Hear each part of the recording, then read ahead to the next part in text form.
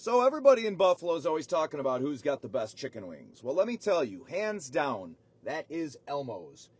It was Khalil Mack's favorite, and I think it'll be your favorite. It is at 2349 Millersport in Gettsville, New York, or Amherst, New York. I would highly recommend that you go with the Cajun Hot. These are double-dipped wings. They are no doubt the best around. They're going to put everybody else to shame. Elmo's also has a full restaurant and a great bar. And you want to tell them D-Money sent you. Enjoy. Hello, Moneyball family, and welcome to another edition of the Moneyball channel. I have a very, very special guest with me today. Former NFL kicker Connor Barth is with me, and I'm very, very excited about this episode. There's a lot of stuff I want to ask. First kicker I've gotten to speak with. So, certainly these guys don't get the credit that they deserve. I can tell you that much. But what's up, Connor? How are you? I actually got back from workout, so just trying to stay in shape, not kick in shape, but just trying to, for my general health, it's good, being in my you look good. You definitely look good, man. Trying to metabolism slowing down every day, so just trying to stay. I turned 45 this month, so tell me about it.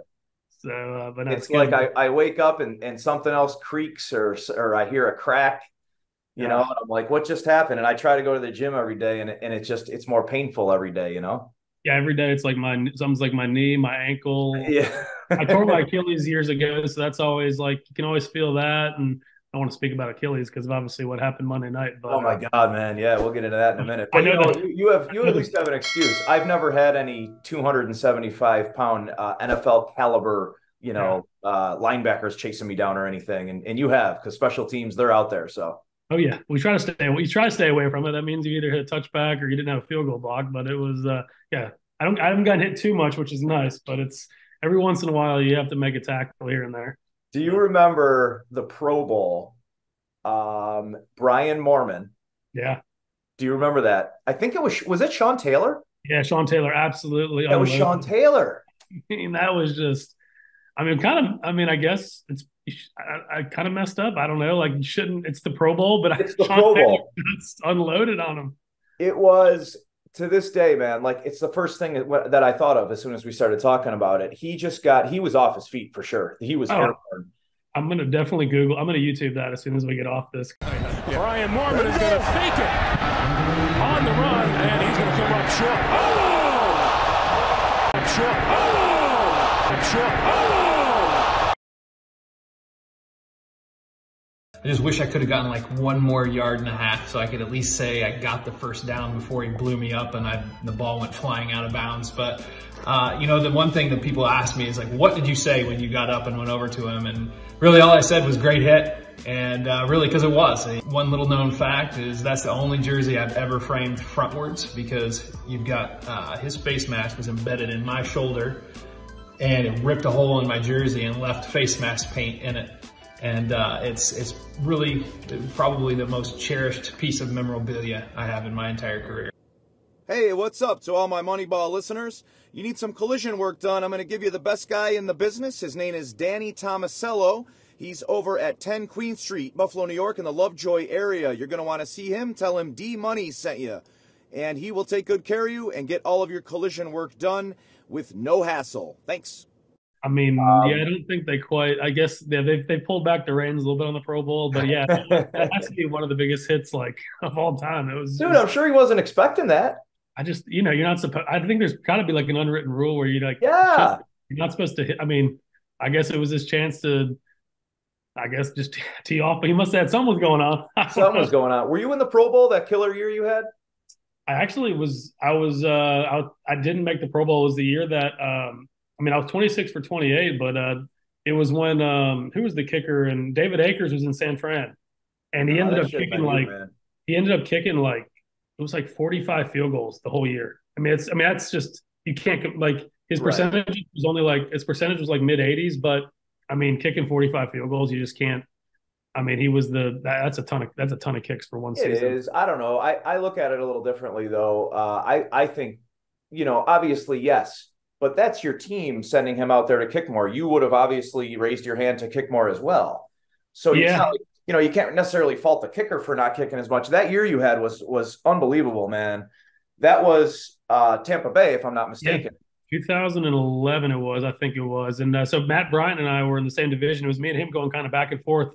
I ended up having the best percentage like outdoors on grass because he was obviously playing for Atlanta indoors. But Indoors, yep. I want to say we were like back and forth. And I think I had like one more field goal when we played each other last game of the season. And I ended up, yeah, I mean, it was a big year, man. 20, I think it was like 93%. So it was a solid, it Now, was a solid year. Was that the same year with the 50-yard field goals in one game? No, so 50-yard, that was my second year in the NFL. So my rookie year was '08 in Kansas City. Okay. And then I actually had a pretty good year there. I think I only missed 2 kicks and it was in one game. And then they ended up drafting Brian Suckup as Mr. Irrelevant. Okay. He's a good butt. Obviously, he's a North Carolina guy. So we have a huge history of like, he's from Hickory, which is 3 hours away. So we have like this history of like, he wanted to go to Chapel Hill.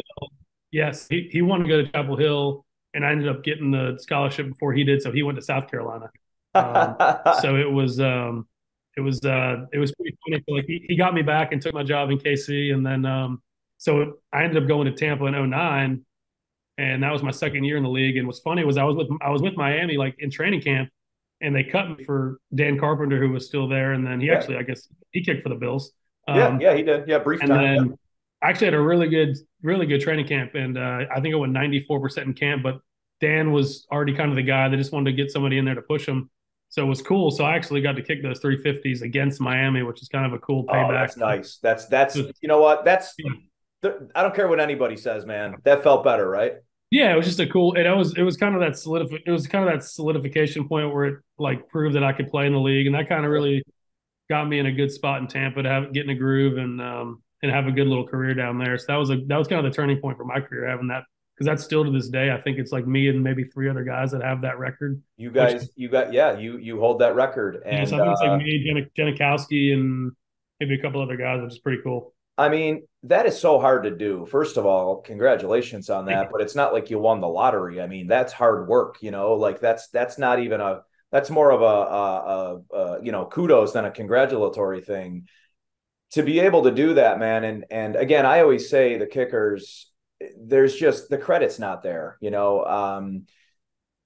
just this past Monday Night Football game, we're watching, we won't get too much into that game.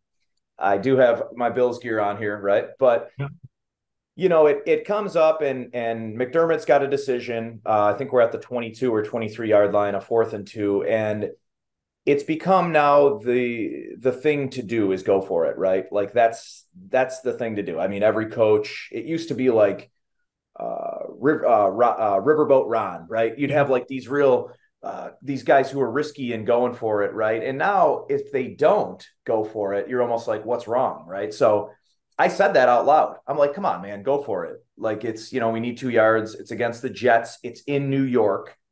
And if I'm the coach, I'm going for it there because they're backed up at the 20-yard line. I'm rambling a bit about it, right? I'm doing my own coaching, but I guess my point is it's then they snap their fingers, the kicking crew runs out and you come out, you're just expected to make that kick. Oh, yeah. You know what I mean? Like, it's not like people walk away, they go to the bathroom. They're like, yeah, it's 3-0 Buffalo because it's inside 40 yards, right? That's not easy to do. Like, there's monsters chasing after you. The crowd noise, it's 9/11, like everything else going on. And again, it's like, okay, time to go to the bathroom because he's going to go and just automatically make it 3-0. Get inside. I want to get inside your head a little bit with that. The mental game of kicking. Is that more challenging than the physical part of it? Like how did you kind of overcome those things? And what was your mentality going up to kick, let's say a chip shot, right? Like a 30, 35-yard field goal. Yeah. I always try to tell people that, when you get to the NFL level, everyone's got the talent. Then it's more just now it's between the ears and having the mental capacity to handle, like, the crowd, the away game, you got guys yelling at you across the line. You block it all out. But yeah, that's like when you get to our level in the NFL, everyone can kick. Nowadays, you're expected to be able to kick 60 plus. It's just changed. When I started, I'm an old school kicker. Like I'm through and through. I am not a big leg. I am a accurate guy. Like I wear the worst jersey. Like I wear one chin strap. I try to look as bad as possible. I don't try to look good. I want to be like My jerseys are 6 times too big. I want to be loose. Like I can't stand being tight. And Yeah. I'm very old school. If I could wear a one bar, I tried to. They wouldn't let me. You want one of the leather helmets? I want like literally the one bar that's like bent down. I know. Yep. I want to be able to see like I'm not wearing The Scotty Norwood. No one knows, but I like in one preseason I even wore hockey shoulder pads instead of regular pads because I was just trying to get whatever advantage I could. But yeah, I mean when you get to that level in the NFL, it's totally mental. I mean you see these great kickers coming out of college that just can't translate to the NFL. I mean you got like a guy like Roberto Aguayo. I hate to say it, but he took my job in Tampa and he just couldn't figure it out. I mean, I translate it to a lot of like. That's a great example. That's a great example. I think the best thing for me, the reason I was so successful because I played at Chapel Hill where we really didn't ever we were never blowing out teams. So every kick I had in college was a meaningful kick. So like, we were never, when you go play at Florida State, you're beating teams by when Jameis was the quarterback.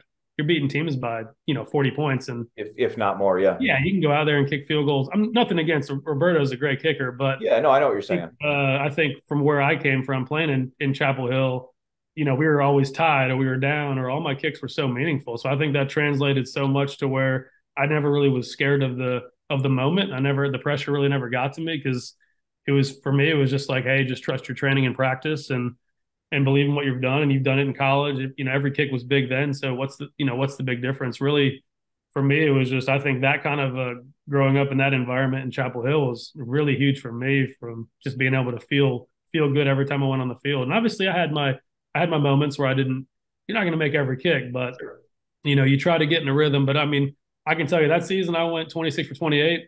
You just have that mentality of like, every time I stepped out there, I knew I was making the kick. Like it was like, there's just some years where you're just like, man, I'm not missing. Like that 350-yard day, it was like you could put me out anywhere. I just felt like I could see the ball so well. It's like golf, like the cup, like it's like the cup looks so big. Like I love it. Yeah. The upright and it manifests, right? It manifests in your head when you're saying to yourself, like, I can't miss, and this is going to happen, and you literally make it happen. But I mean, I think a lot of it translates to me growing up at the beach, like just kind of that more laid back personality of. Just things are a little bit slower down here, right? Like things aren't as fast paced. And like, I was always just whatever, football's football. Like I always tell my buddies, like, I love football, but I'm not like a football junkie. Like I'm not I love everything else about just life and just finding other things outside of football. And so for football, for me, it was just like, it's fun. I was really good at kicking and blessed to be able to do that. And obviously worked my butt off and worked my tail off. But for me, for me to have good years, it was finding outlets outside of football. That was my biggest thing. And why I was so successful in Tampa, I think, is because I was able to go paddleboard and go get away from football and get away from things. Where in Chicago, you're living in an apartment in Deerfield, like it's just football. That's it. Yeah, that's it. And I think that for me, it's like, I think a lot of guys could probably attest to it. For me to be mentally prepared for kicking, I need to be able to get away from it and relax and kind of de-stress. And for me, that's why I think Tampa was such a good fit for me there. I was just able to get away from it all the time, go out in the boat, really just be able to relax. And then you go out Sundays and have great games because you're just not feeling so stressed. Where in Tampa and in Chicago and other places, I just felt like it was football 100% of the time, which some people love that. But I think for a kicker and a punter, we're a different breed. We got to be able to de-stress in different ways. And I think that's why I was so successful where I was down in Tampa. That's a great answer. I think it's really interesting. It's so synonymous always, with anything really, with any walk of life, right? Any job, you need to decompress. That's what people don't understand, right? Like you go to work all day, you're 9 to 5. I don't care if you're an accountant or whatever it is you're doing, you need that decompression. And if it's constantly just football, and it's tough for you guys, pro athletes, as much as people say, hey, these guys get paid all this money, they should sign autographs, always be there, whatever. It's tough too, right? To kind of keep the private life and keep, you want to keep your family separate and, you're going out to dinner, little things like that, right? It's tough to decompress when everyone only knows you as the kicker. They don't know Connor. They don't know his personality, how he grew up, the things he likes, what's his favorite food. They don't care. They just want to know, hey man, you're gonna beat the Saints this week. You know what I mean? Like it's just football basically consumes you when you're in the NFL. So I love that you did that, and you do seem like a real chill, guy that would go out and enjoy, and that had to be good for you, right? Whether it would just be out in the water on your own, or that's you need that mental decompression. Yeah, I mean, you get stuck. When Denver was Denver was different because you can kind of like it was a bigger it was a bigger city, but like you could kind of get around. Like I go to like Red Rocks and I could go do stuff and kind of get around and go work out over there. I mean, that's one of the coolest venues if no one's ever been. I mean, what a place. I was there a couple of years ago. It's awesome. Yeah. So like in Denver, I was able to get some outlets where I could go do stuff. But man, Chicago is just like you're just stuck out in this like the city's an hour and a half. I mean, on a good day, the city's an hour and a half away. Like you're just like I'm stuck in this 2-bedroom apartment. Like it's 30 degrees in like October. You are not the first person to tell me that. Actually, Patty Kane, right, of hockey legend.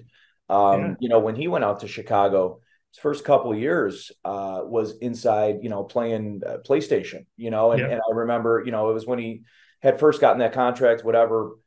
We have a few family friend connections, and I guess it was the same type thing. It was just, it's kind of loneliness. And then when you're at that level too, there's a couple different things. People are either intimidated by you because who you are, so they're afraid to talk to you, right?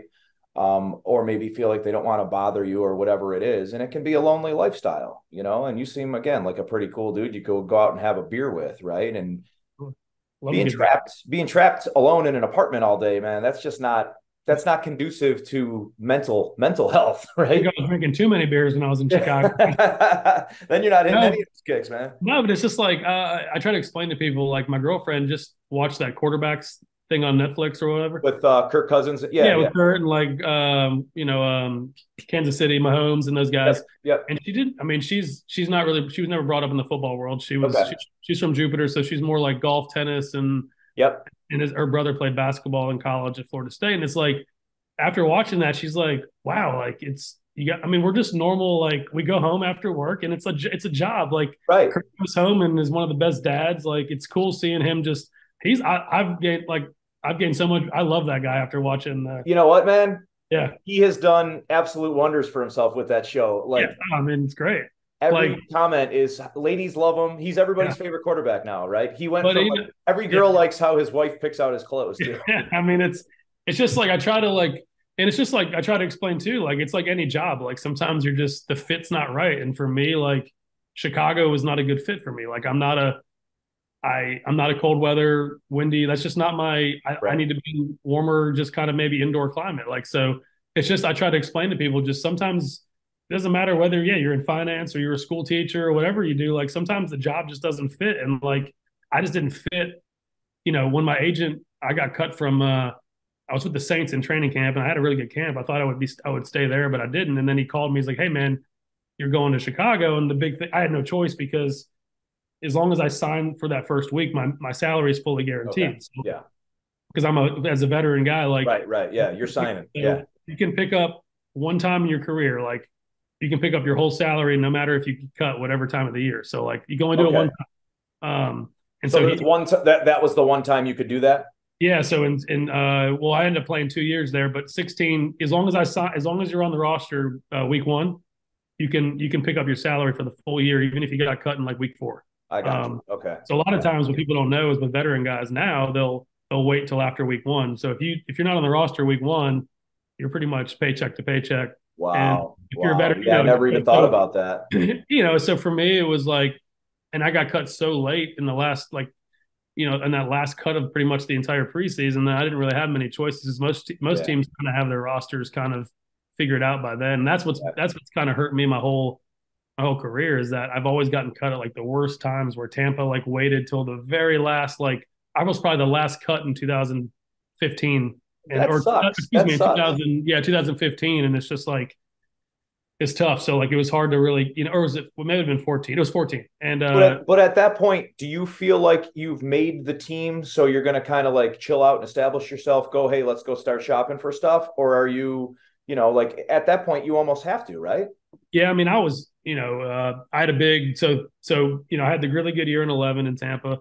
Signed a big deal in 12. I got franchised, which not many kickers are getting franchised. I got franchised. Really? In 12 you got franchised? Yeah, so I got franchised, held out like most guys do. I held out. Yeah. Good for you though. That's awesome. Yeah, I mean, I'm coming off a 94% year. I mean, it was, Oh yeah.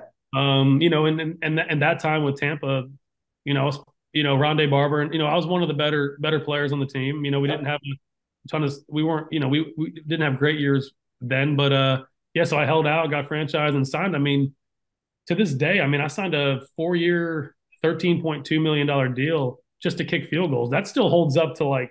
I was going to say that's still up there with that's massive. At the time, that was the biggest ever. I think So it was me and then the guy in Jacksonville, Scobie, and then Matt Prater. We were all kind of waiting to see who signed the deal first. Yep. And then you would kind of parlay off that. So I think I ended up signing first, and then those deals kind of fell into place. But like we had just brought in a punter, Mike Kanan, to be the punter and kickoff guy. So like literally, that's all you were field goals. I was getting paid almost averaging like $3.5 million a year, which is like, yeah, bro. Like even when you look at it in 20 now, it's like holy smokes, that was a big deal. Like it's crazy. My agent Rob Roche represents Justin Tucker too. Okay. And like, I mean, that was a strong deal. I mean, just like that's pretty it was hilarious. The GM at the time, Mark Dominic, came up to our punter because he was very highly paid and goes, "Man, your buddy wants to get paid more than you do." And I was like, "Yep, it's gonna happen." Well, and you set that precedence too, and then there it goes. Like So what happened was I had the really good year in 12. I had a good year in 12 after the new deal, and then I play in this charity basketball game every year. And second year of my deal, I literally tore my Achilles a week before training camp in the charity basketball game. And that pretty much like after that, unfortunately, you're seen as highly paid, coming off an injury, like you're a kicker, so you're totally dispensable because and nobody wants to pick up that contract, right? Yeah, exactly. So and then you get a new GM and a new head coach. So Lovey came in with Jason Light, so that was tough. I ended up actually coming off the injury totally fine. Had a great training camp, went 100% in camp and in preseason, but they ended up going with a rookie that really they could pay him. Well, a year's salary. A year's salary would be probably like a week, 2 weeks for me, 3 weeks for me. So that's all it comes down to right there at that point. Now, how does that work for people that might not know that are watching? So you play the charity basketball game. Yep. And I'm sure each team might be a little bit different as far as what you can and cannot do. Yep. What's guaranteed? Are you still guaranteed your money, or how does that work?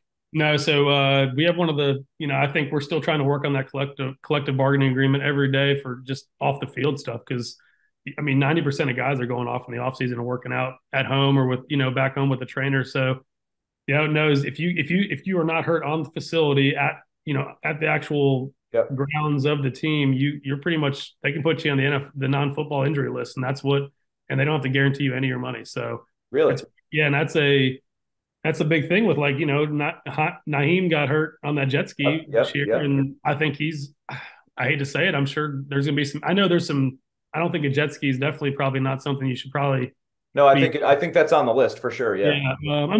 You think like, hey, I'm playing in a charity basketball game. It's an NFL guy who held the charity basketball game. So there's other NFL guys and other professional athletes. So you're thinking you're doing a good thing, but at the end of the day, if you don't get hurt at the facility, they can pretty much do whatever you want. So they were able to. They voided pretty much. They gave me. I was just going to ask. I was going to say, if you don't mind me asking, like then how in your personal situation, how did it work? Yeah, so I think I was due like a little over $2 million that year in 13, but they ended up. I had like 500,000 left on my guarantee, so they ended up just paying me that and voided the rest of the 1.6. Which, but then after that they tried to renegotiate everything and right build incentives back into it. We're like, hey, we don't know if you're going to come back the same player. It changes the whole structure of your career. Pretty much changed my whole career because it changed your whole trajectory. And I hate to say it, like you said, you're doing something good for someone, doing a fantasy, a charity. That shows you where my head's at, right? Hey. It showed, the charity event and it ends up like that. And you know what? You don't seem like someone who's bitter or has any regrets. You had a phenomenal career. You're still living an awesome life, and you're a young man. You're 37 years old, right? 37. I always say there's a reason it happened. It's just one of those things where it's. I'm a huge believer in that, man. I got blessed to play, 14, 15, another 4 or 5 years. And the thing with me is that I could have kept playing, but I just, like you said about the stress and just the ability to get away from the game. I just felt like I kind of fell out of love with the sport a little bit. When did you hang the cleats up? What year? 17, that was my last year. So we're talking, you were 30, 31? 30, see, what was I, 30, what, yeah, yeah. I mean, there's not many people. I give you so much credit for that. There's just very few people.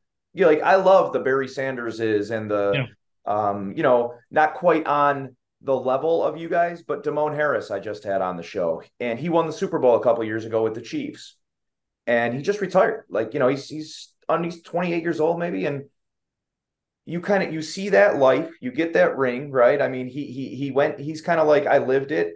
Now let's move on, and everyone has a different story, I guess. And I don't know this personally, I do know him personally, but I don't know this personally. Maybe he feels, hey, I'm not ever going to get rostered. I'm tired of the chase. I'm tired of the training camps, whatever it is, right? Or maybe he's just like, you know what? I'm tired of this. I want to go do something else. But I think the ability, it's usually the more cerebral people, in my opinion, right? And that's just respect to you, man. Respect to Barry, right? Like the guys that say, you know what, there is life other than football. Like I don't have to be doing this, and I can go prosper and do something else and be successful with it. And you did have that obviously amazing contract and some great years and holding records still. So that's just really cool. I give you props for that, man, that you're able to do that and, and just look at it with no regrets, Yeah, whether it's relationships or anything, I always tell anybody that, like, if I'm not 100% in anymore, it's just not, if you're not 100% in playing the NFL, you're not going to do well. It's just, you have to be like, it is such a tough, it's such a grind. Like, it is like, I can't even explain to people this, the grind. Even, I mean, obviously I'm not a position player, right? So it's different, right? My body's not taking the hits, but gosh, yeah. From a stress and just from a stressful standpoint and just a mind thing, like, in the 2017 season, my last year in the NFL, they tried to bring in Aguayo, which we have a history. They brought him into training camp, and it's just like, what was the point of this? Like, they're trying to fire you up. Even my special teams coach was like, man, I don't know what's going on here, but like, this is what's happening. And it's just like, I remember calling my dad. I ended up winning the job, but I remember calling my dad week 1, and I go, Dad, I just felt like I've already played an entire season, and the season I was just so like. Just stress. You were burned out. When does it end? Of like, hey man, just let me just go out there and just get comfortable and let me just do my thing. I promise you, it'll be a good, like, things will go well. Just let me just get locked in and let me go. Do you think that's what they were doing? They were trying to, to push you. Yeah, which is good. I understand competition is fantastic, which is an amazing thing. But like sometimes it's like, just it's like, let me just get in a groove. I'm a veteran guy. I'm in my 10th year or whatever it is. And just let me just get in a groove with the guys and just, like I said, I just felt like it almost becomes a respect thing. Yeah. Which is, that's, the NFL, right? They're always trying to find the next best guy, which is awesome. Like I said, I mean, it just, for me, it was just like, I was already burnt out before the season even started, and I ended up having an okay year, but it's just like, after that year, I was like, man, I just don't know. I don't know if I'm really committed to the sport like I used to be. And I was letting a lot of the outside noise kind of get in my head, and I wasn't kicking the way. When I know I'm locked in, it's like, I don't think about anything. Like, I mean, you don't hear a pin drop in the stadium, and you're just out there just having fun. I just felt like I just kind of lost that. And for me, it's like, I almost don't want to cheat teams and cheat myself. Like, it's just hard. Those are the good ones. That's what you just said is the championship mentality, man. Yeah. Those are the good ones. And I'm so glad you just said that. You could hear a pin drop. You were so focused on what you were doing. The mentally toughest people, are the ones that are going to they're going to go out and produce and be the best at what they do. And that's amazing. Just that point you made. When you're on point, you're on point, right? Hearing a pin drop in the stadium, knowing that you have a job to do. When you're not, and the outside noise comes in, you shouldn't even be out there, right? Yeah. And that's just kind of where I knew, like, after that year, I was like, you know what? Like, Atlanta called me to work out, and I'm just like, because I got cut by Chicago, like, right before Thanksgiving that year. And, thank God I could pick up my whole year's salary. But Atlanta called me like a day later. We're like, hey, we want to work you out? And I'm like, you said no thanks. I told my agent, I was like, man, I just really just, because I know Matt Bryant had like a little bit of an injury, and I didn't know if it was like going to be a long-term thing or like just maybe a fill-in. And I just like, I said, Rob, man, I need to take some time off. So I went back to the beach. And then I just got home, and I'm like, man, this is nice. Like, I can focus, I like the stress-free thing is just a beautiful, I obviously had never been married yet and no kids. So like, done well, like taking care of myself and put my money away very well. Yeah, So of it's course. like, Yeah. Hey, man, no wife and no kids. You better have been, right? you definitely save a little bit of money there. And Oh, so yeah. like, you know what? I just don't know. I just don't know if I'm really committed. And like I tell that to, just like I said, it's like anything in life, even if you're in a relationship with somebody, if you're not 100% committed Not anymore, 100%. obviously, that's cheating the other person, right? So like, I just felt like I was cheating myself if I kept. And now, obviously, I look back and I'm like, man, you look back and like, wow, I could have probably played 4 or 5 more years, made a lot more money. But my dreams now are like, my goal now is to build houses and develop and make that kind of money that I was still making in the NFL. So it's just Connor, the kids call that keeping it real, bro. Yeah. It's just a different. I'm just doing it differently now. Like I'm involved in some different entrepreneurial things now, and that's just I'm starting to make some. I'm starting to kind of make the money that I was making when I was still playing, which is really cool in a different avenue. And my dad's a professor. My mom. Yeah, I was gonna ask. Let's rewind just a couple of minutes here. Yeah. I know because we dove right into the football. Let's rewind. Yeah. You said you had the Orchard Park background. Now, are your parents from Buffalo Orchard Park? Yeah, they're both born and raised. My mom was at East Aurora, and then my dad was Elma, and then my dad was Orchard Park. Okay, so, Trish is from Elma. So they met playing like. So your mom went to Iroquois, probably. I'm not sure where she went to. Yeah. I know she went to RIT. Okay, but high school she may have went to. Was she? Yeah, I should know that, but then were you born in Buffalo? No, I was born in actually Virginia. But okay, so give me I guess how does that work out? Yeah, so no, my dad was getting his PhD at the satellite campus of Virginia Tech. Okay. And my mom was working my mom was working at the hospital at Arlington Hospital running I think she was like vice president of the hospital. So she was she's been in like the pharma kind of like medical world her whole life. Gotcha. She was working at the hospital. My dad was getting his PhD because he's a professor now. And so I was born in Arlington, Virginia. And then he finished up getting his degree and then took a job at the University of, I guess it was Memphis State at the time. Okay. So we moved to Memphis when I was in kindergarten and lived there for 5 years. And then he took a job here at UNC Wilmington. And so we moved here when I was going into middle school. So we've been here since 1997, I think, 96 or 97. That's a really cool story how you kind of settled in. So you really never lived in Buffalo at all. I mean, no, but I mean, all my family's still there, right? Yeah. Oh, yeah. My family's all like all my aunts and uncles are still there, cousins, like everyone's still in Buffalo. I was super blessed and was able to. We surprised my dad last year for the Miami game when it snowed in Buffalo. I got a suite for the entire family, like for all like. So we had like a huge reunion for because like last year, obviously every year the last few years, it's like, hey, the Bills are maybe they're a Super Bowl caliber team, but you just never know. So like I was like, let's do like a really fun surprise for my dad, and they obviously ended up not losing to Cincinnati in the playoffs, so it ended up being almost like a Super Bowl for us. We got like all of our family together, and like half of my family, obviously I've been super blessed with what I've done, so like half my family will never ever be able to get in a suite in their life ever. Right. So like to be able to do that for my family and take care of them was super kind of a cool experience to get everyone together. So rewarding, man. Yeah. Such a cool gesture. And that was the snow game, right? The snow game. So it ended up being guess what? You're watching. I mean, it was like the coolest game because like Bass ends up hitting a chip shot game winner to win it, and it was almost like the Super Bowl for us But there it is, right? Yeah. The chip shot game winner. There it is. Hold on. Let's forget the fact that it's a blizzard outside. Right. And that snowballs are getting thrown at you. Right. So there's the chip shot game winner. As a fellow professional kicker, I would like, you got to make that kick. Come on now. So, like, fair enough. Like, as a professional, like obviously Tyler's had that kick Monday night that he hit to tie the game off the upright. I've never seen the ball hit the top of the uprights from 50. Like that was. I've never seen that either. But I'm just saying, like his leg strength. Oh, I mean.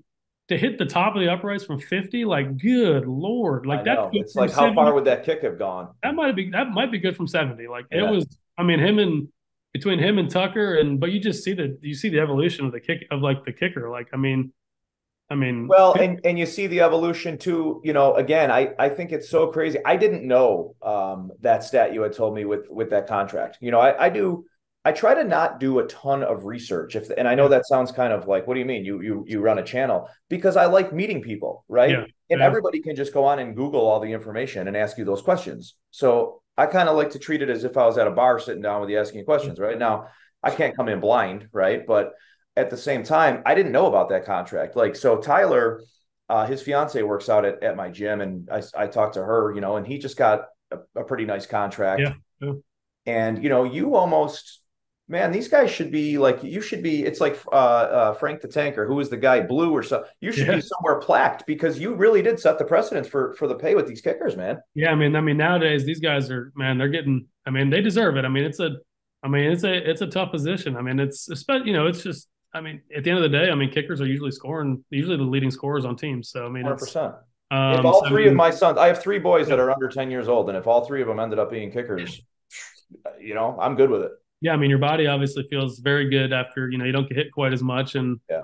But yeah, I mean, it's cool to see like just the amount, like just to see how much more like respect and stuff we're getting. I mean, Graham Gano just signed a 3-year extension for like 16 with like 11 guaranteed. I mean, that's just, and that is like that's insane, but it is deserved. Like, yeah, if you're gonna parallel that with what the quarterbacks are getting and stuff, right? Then it is deserved, right? And now let me ask you this: with Rodgers, with what just happened there, right? Now he signs that contract, and who knows what his future is going to be, right? I mean, he was 4 plays in, and I haven't watched any interviews with him. I haven't heard him say anything. What happens there with the money? Now you're injured during the game. I mean, no, he's fully good. He's guaranteed everything. Yeah. I mean, look at the structure of the contracts and all that stuff. But I mean, I know he did it. What I hate for him is that, I mean, he really he bought in this year, and really I mean, he was bought in this year, great shape. Like, I mean, he took a pay cut to help. Yeah. I mean, obviously they're going to front load it next year for him, but he was doing a lot of things to really help that team, and it's just frustrating. But I mean, when I heard his pregame interview, and you know how Aaron is, right? He's definitely creative. That creative thinker reminds me of Stevie Johnson with that real creative brain, and going out into the Joshua tree and all that stuff, right? But when you heard his pregame talk, and he was like, "Yeah, of course I'm here to win it all. Why am I playing football if I'm not?" I agree with you, man. He seemed so laser focused. He was locked in. I mean, right? Locked in this year, and it's just tough to see that. I mean, and I've obviously had an Achilles injury, so it's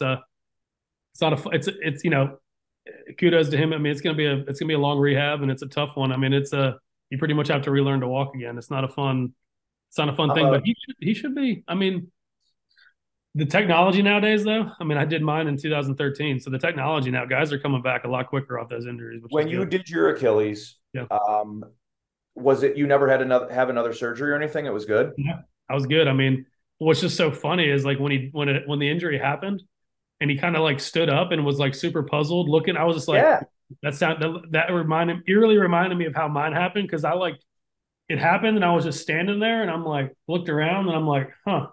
Yeah. It's because I felt like my shoe was completely loose on my foot, but it was completely tied tight. And that was your Achilles, but yeah. I'm like, huh, because I've never hurt myself ever, never had an injury. And I'm like, so it was not excruciating, the pain? No, it felt like a guy, I thought the guy next to me stepped on the back of my foot. That's kind of that feeling.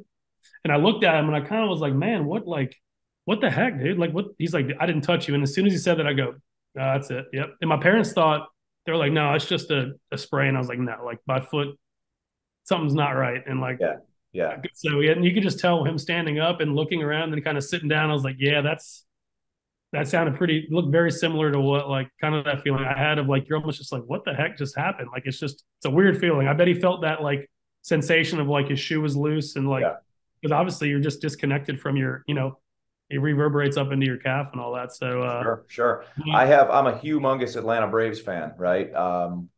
We're tried and true, World Series, everything else. And I have been since I was a kid in the Deion Sanders days and stuff. And Mike Soroka, if you're familiar with him or his story, he was signed first round. He was 19 or 20 years old. He pitched, came in second in Rookie of the Year to Ronald Acuna, then had an Achilles, right? He's been out of bait. So he had the Achilles. He went through the procedure, had it fixed up. He was walking his dog and tore it again, just walking around. Re-ruptured it again? He what? He re-ruptured it again? He re-ruptured it again, put him right back at square one. Ah. He missed 3 years of baseball And you know, it was miraculous because he got to, I think this April, or maybe it was May, but he came back out after missing 3 years or a thousand days. He pitched, and he pitched all right. He pitched a couple games, and he hurt himself again, right?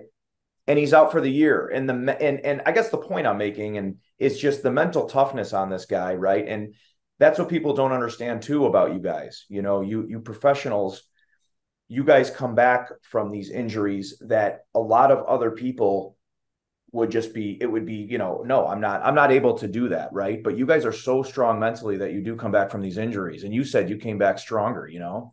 Yeah, the key for the Achilles is very much is really the rehab is one of the most important things for this injury. Is like you cannot half, like, excuse my language, you can't half-ass it. Like you have to like buy in. Like it's, I mean, that's a tough one. Like you have to be in there. I was in there every day, 5 days a week, just getting your strength back in your calf. Because I mean, you lose all that once you're going to be, you know, I was non-weight bearing for 3 months. So imagine like the dystrophy on your muscle, like in your calf, it was gone. Like, and then you know, they set you down like in this position and they kind of rework you back up.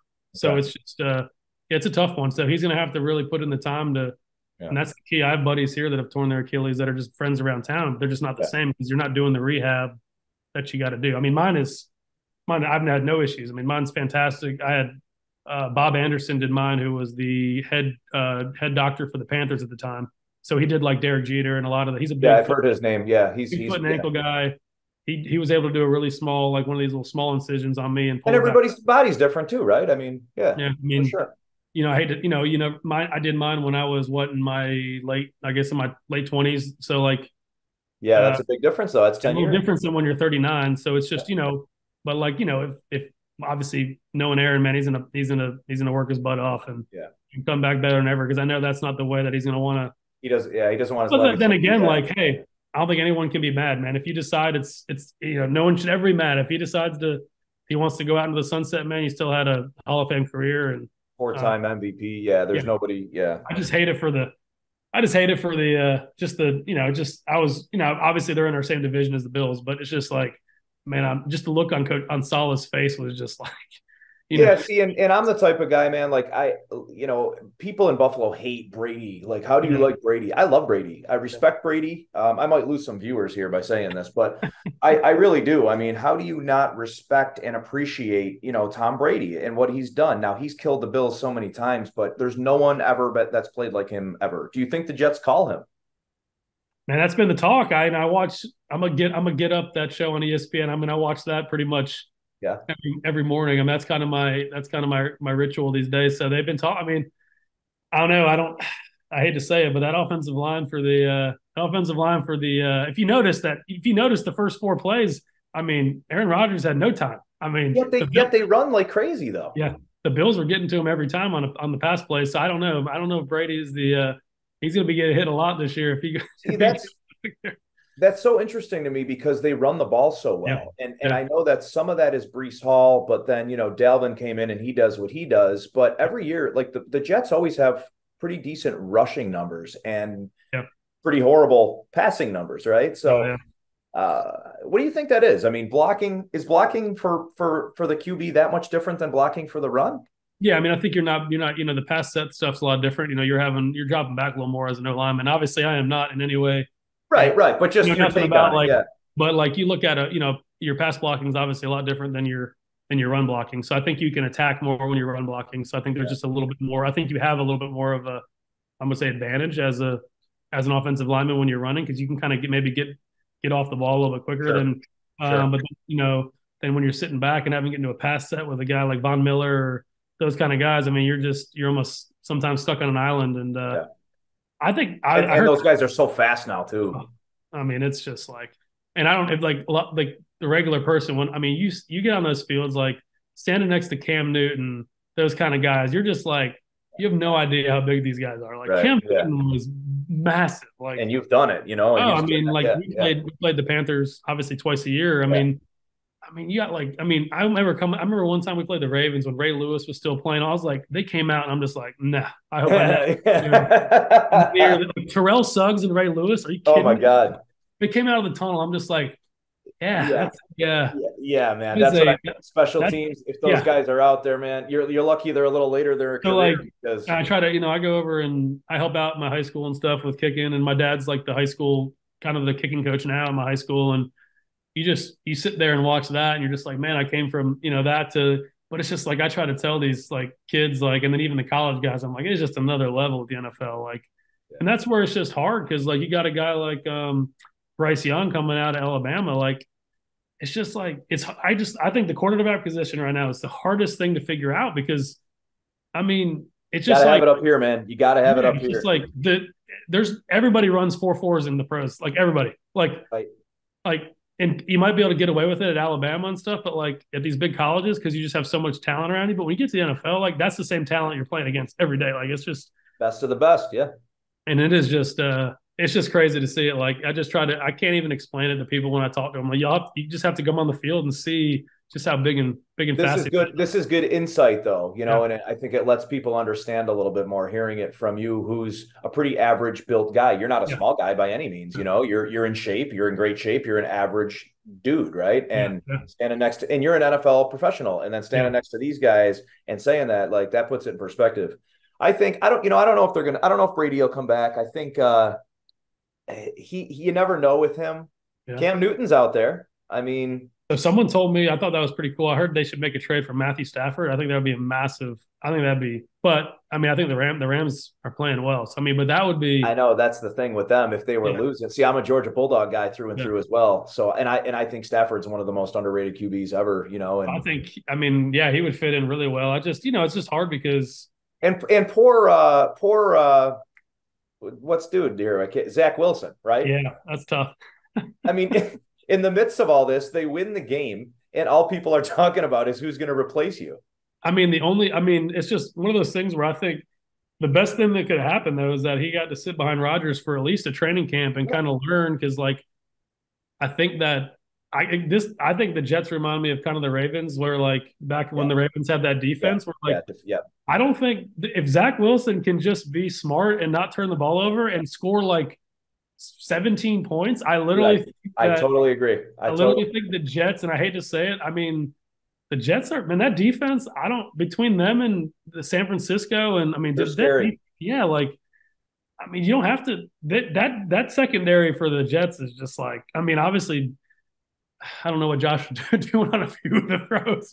They're scary, man. And Miami looks good. And, it's going to be a tough year. And there's a lot of talk, we'll wrap this up. And again, I appreciate you so much for taking some time with me today, but there's been a lot of talk, around here of where Josh's head is at, because we've spent a lot of this talking about the mental aspect of things today. And there's rumor mills and there's this and that. Right. And, Josh, I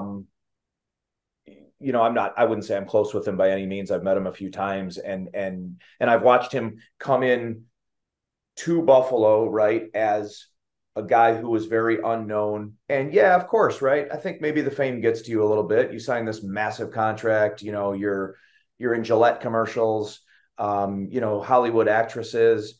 And I like to think, and I'm not judging him at all. Matter of fact, I hope to have him on the show soon, but I'm just saying, man, I know that stuff can get to your mental. And there was just a couple things I watched during that game that had me kind of thinking. One was he got sacked and it was a big loss, and he got up and he did like one of these, like it was like a really weird face he made, kind of like a goofy face. Like last year, the prior year, Josh would have been screaming at a lineman or slamming the ball down. You know what I mean? So you could say like, oh, he's learning and maturing and learning how to play the game and deal with emotions. But I don't know if it's that. And I think this year is really going to be a tell of that, I mean, as like a former player, I mean, I just think that I think he's got a lot of pressure on him. I just think that I agree. And I hate it. Like, I think that weight of the world on him. People aren't giving him enough. Like, man, he just signed a massive deal. That 13-second game is going to haunt us for like, I know as much as wide right, man. I mean, that was just like, I just think they're still recovering. I think they're still recovering from that. I mean, it's just I know Diggs is. I know Diggs is still recovering. And this whole offseason just seemed off, man. Like, and like I'm a team guy, and like I feel like the locker room. It seems to me the team is not as cohesive as it was when for me, and I feel like that's a big thing. it's just for Josh, man. I feel like I just want him to relax and just go out and have fun, man. Like I know what money, like when you get that kind of contract, expectations are like completely changed. Like he is just, and like for him, I just want him to go back to like he was before the contract. Like, hey man, they paid you this money because of what you were doing and how good you were. 100% agree. And, you know, sometimes just like, hey, like he is so talented that sometimes his talent, he thinks he can make that, you know, like it's just hard. Sometimes it's hard to explain. He's like a Brett Favre, right? He threw like the most interceptions ever in the league. And I just hope he can kind of take a step back and just like understand that it's still just a game. And like, I love that. I love that. You got paid the money for a reason, man. Like you're a great player, but like you earned it though by playing your style and by not being, having all that stress. I just think deep down, three guys. I just think deep down, like I'm sure he's feeling I bet he's got feeling that anxiety of that stress and just feeling like the whole weight's on him to like bring a Super Bowl to Buffalo. And at the end of the day, man, just go out and play, just have fun, man. I don't know if he's lost sight a little bit of just the game itself, just going out and enjoying it. And man, there's just so many politics and there's so much that goes on in the business side of it. And go play football. I just think he's probably he might not say it, but I bet he's got to be feeling it, man. Like the last couple of years, what I hate is that it seems like it's like that Cincinnati game last year in the playoffs. I feel like there's the same thing. Like it just kind of rolled over to this game. Like I feel like they did not show up for the playoff game last year at all. Like no, they didn't. No. And obviously, and that's after DeMar and everything, which I really thought they wouldn't have. And I will say, like last year, man, I thought they had an amazing year. Just the circumstances of having to travel to Detroit to go play a home game that was weird. Yeah. Like they had I mean, that was mentally that was a stressful year last year and then with DeMar and all that. And, now, are you a Bills fan? Because you sound like you are. I'm a huge Bills fan. Like, okay. All right. I mean, we didn't really establish that yet. But. I am like a diehard Bills. Like, I mean, I grew up my dad is like, we have the what's the anchor bar wing hat? We got it all, man. All right, man. Yeah. Oh no, we are. So actually, reminds me. Shout out to Elmo's. Elmo's is my sponsor here. That I got a shout out today. If you've never had wings, man, from Elmo's, I know you're talking about anchor bar or whatever, but Khalil Mack kind of made Elmo's famous, and they are phenomenal. I took Stevie Johnson there a couple weeks ago, man, and he was like, trust me, you think you had chicken wings? Go here and have chicken wings. So next time you're in town, if you ever want to go out, man, I would definitely take you over to Elmo's, and I'm telling you, they are the best wings for sure. Definitely, yeah. I mean, my family, we are Bills. My dad and I are. My mom's not. She's a big Bills fan, but my dad and I are like pretty diehard. I have some drywall missing from the 13 seconds. I threw my phone as hard as I could at my wall. Like it's hard not to. I lost it for a second there. Yeah, it's hard not to. But from the Josh thing, I mean, I just hope he can, as a fellow player, I just hope he can. I just think he just needs to relax a little bit and he's got to be. I mean, he's got to be feeling a little bit of the stress of just like. I feel like I'm sure McDermott's feeling the heat too. Like he is, yeah. I mean, what's funny is being the GM. Yeah. He went to UNCW. He went to UNC Wilmington. Okay. So like, he's got ties down here, but like I'm sure he's frustrated of the fact that I feel like he's built the team to, I'm sure he's frustrated. I just think that I think the whole team is just stressed and they just need to relax. They need so badly, and it sounds so silly because of course they need to win, but it's like, man, let's just get this over with and get a Super Bowl so we can go back to living normal lives. Right? Like, I literally think that's exactly it. Like I think there's just like so much weight on that organization where like, dude, like I'm hoping that this game was like the biggest wake-up call and they just go gangbusters the rest of the year, which could happen. I mean, it's because I don't think they're going to play a better – I mean, other than I don't know if they're going to play a better defense. I mean, the Jets – I don't think so. But for some reason, the Jets always give not talk too much Bills, but like the Jets seem to always give the Bills just fits on. They just seem to never play – I mean, we lost to them last year too. So. And they make the Bills play the Jets style, right? So the Bills aren't out there scoring 35 points. They play the Jets game where it's 17-13. We scored 3 points in the second half, and so I'm going to end this up with what's called rapid fire. Cool. This is kind of a new format of Moneyball where I had my partner Jason Ball, if you've seen a few of the episodes, and we're kind of doing our separate things right now, which is working out well, for both of us. But I'm going to do rapid fire instead of the 6 questions. It's going to be the 3 questions. So I'm just going to fire them at you, man. And I have to do this because this is just what I do. But are you a drums or a wing guy? I am a wing guy. Oh, yeah. You're a wing guy. Wing is just taken over. It was like the first couple guests I had was all drums. I'm a drum guy. And now it's just nothing but wing guys. I'm a wing guy for sure. All right. Second one. You think Steve Tasker should be in the Hall of Fame? Absolutely. He's like the best special teamer of all time. That guy's an absolute legend. So. Love the answer. And I'm still a little bit confused as to people who don't give him the respect. You know what I mean? If you like think of the Buffalo Bills, he is one of the players that name is always cemented in like the history of the Buffalo Bills. I mean, Steve Tasker is an absolute tremendous player for him. Yeah, and a great human being. And he truly does. He deserves it, man. Yeah. Third rapid fire question and last question I'll fire at you today. Are we going to see the Bills win a Super Bowl in our lifetime? Absolutely. Absolutely. We've been so close where it's going to happen. And I've always promised my dad, and hopefully my dad's 68 now. My mom's, they're both 68. Anytime, if they go, we're going it'd be a great year. It'd be a great year this year. I'm part owner of a local vodka company called Blue Shark Vodka, and we actually are out in Vegas. Okay. So I'm hoping we distill in Vegas. So I'm hoping that'd be a great excuse to go out and. Of course it would. Yeah. Fun. Yeah. So, what's it called? Blue Shark. Blue Shark Vodka. So we're it's locally made here in North Carolina. We use corn from North Carolina. All our ingredients are here, but we actually distill now in Vegas, and we have a big liquor. We have a big account with of Lee's Liquor out in Vegas. So we're in Las Vegas, we're in Southern California, North Carolina, South Carolina, and then we're in the midst of doing some big things where we're going to really start growing big time. So I think we're coming up to New York.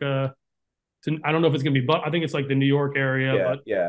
Like New York City. Buffalo's usually not the first place to get things. I know Johnny Damon was talking about his new sports drink he's got competing with Prime. It's called A Game. Okay. And I couldn't get it around. I had to go to Amazon and get it shipped in here. And I was trying to help him out and get it out there. And Prime is like a monopoly right now. Yeah. There's like people killing each other to get Primes at 7-Eleven. But yeah, so we're growing. I mean, it's fun. It's been a fun process to be in, and we have a tequila coming out soon, and then cool.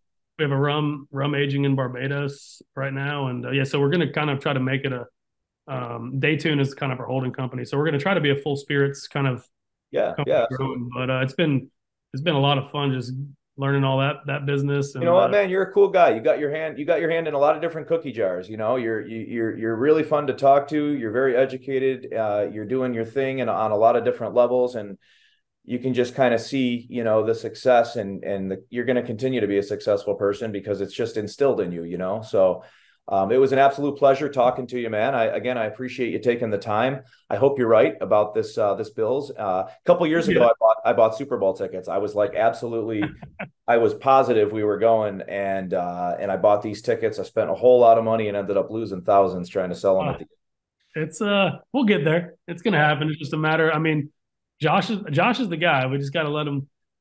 He's the guy. I mean, there's no more talented guy in the NFL at that position. We just got to let him kind of enjoy himself. And I think that we got to take a little pressure off the guy and just let him, and then let him get out there. And it was good seeing Diggs kind of supporting him and on the sideline, because I know there's been that whole thing this offseason. So he's got to be a leader, and those guys just got to step up and be leaders. And like I said, I think we'll have a nice bounce back. I think that the Raiders.